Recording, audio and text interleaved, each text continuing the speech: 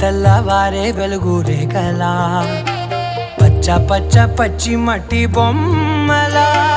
అల్లి బిల్లి వెన్న పాల నురగలా అచ్చ తెలుగు ఇంటి పూల కొమ్మలా దేవదేవుడే పంపగా ఇలా దేవతే మా ఇంట అడుగే పెట్టెనంట బ్రహ్మ కళ్ళలో కాంతులే మా అమ్మలా మా కోసం మళ్ళీ లాలి పాడేనంట.